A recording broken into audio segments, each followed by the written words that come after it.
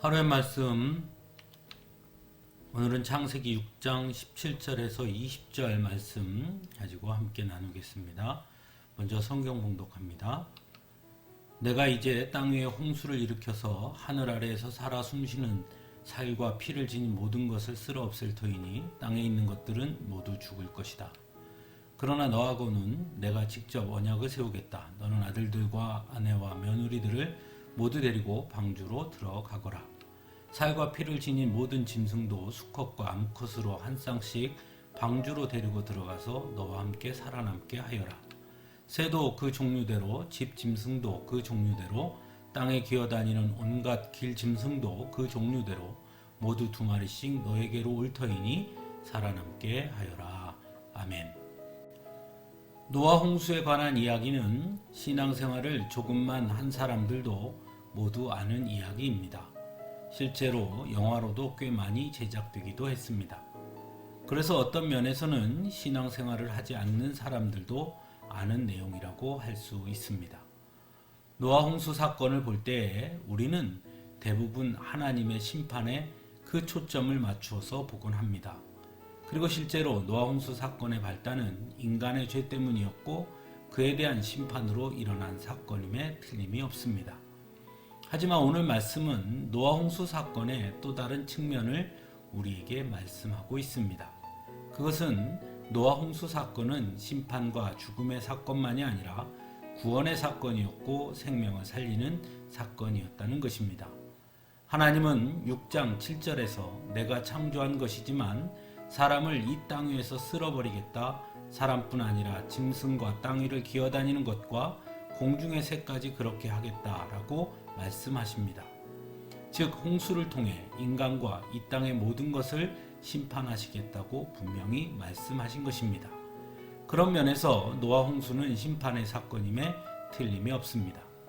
하지만 17절에서 20절 말씀에서는 상반된 말씀을 하십니다. 살아남음에 대해서 말씀하시기 때문입니다. 먼저 17절에 하나님은 노아에게 분명 심판하실 것을 말씀하십니다. 모든 것을 쓸어 없앨 터이니 땅에 있는 것들은 모두 죽을 것이다 말씀하십니다. 하지만 18절에서 그러나 너하고는 내가 직접 언약을 세우겠다 하시며 방주로 들어가라고 말씀하십니다. 즉 하나님은 심판만이 아닌 심판 속에서 구원을 말씀하고 있는 것입니다. 어쩌면 당연한 것입니다. 왜냐하면 구원이란 말 자체가 심판을 전제하고 있는 것이기 때문입니다. 심판이 없다면 구원도 없는 것이기 때문이죠. 즉 하나님은 홍수 사건을 통해 죄에 대한 심판과 그럼에도 불구하고 구원하시는 하나님의 사랑을 동시에 전하고 있는 것입니다. 그리고 하나님의 구원은 하나님의 은혜를 입은 사람에게 주어진다는 것을 노아를 통해 보여주고 있습니다.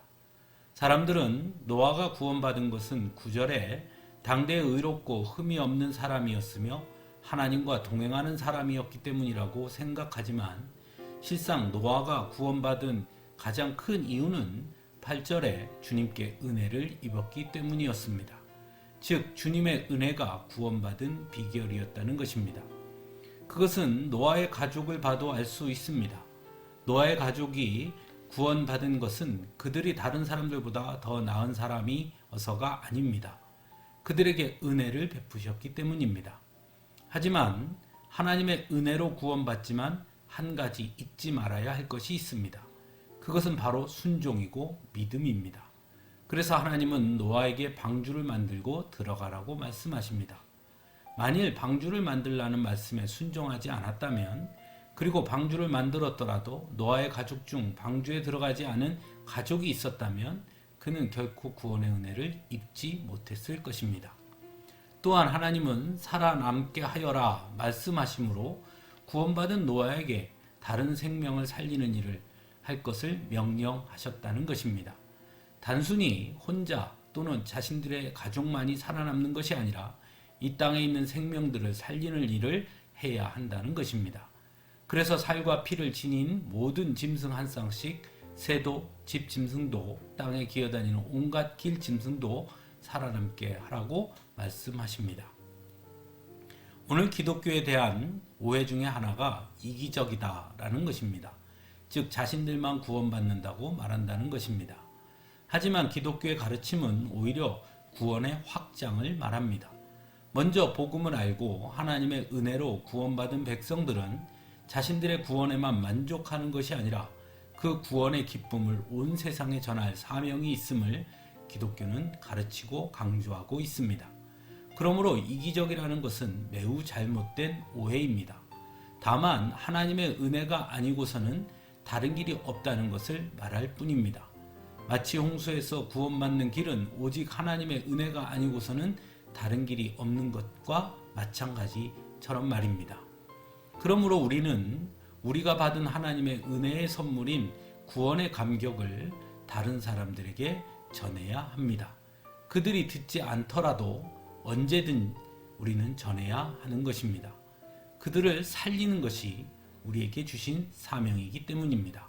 그것이 바로 구원받은 백성에게 주신 사명입니다. 함께 기도하겠습니다.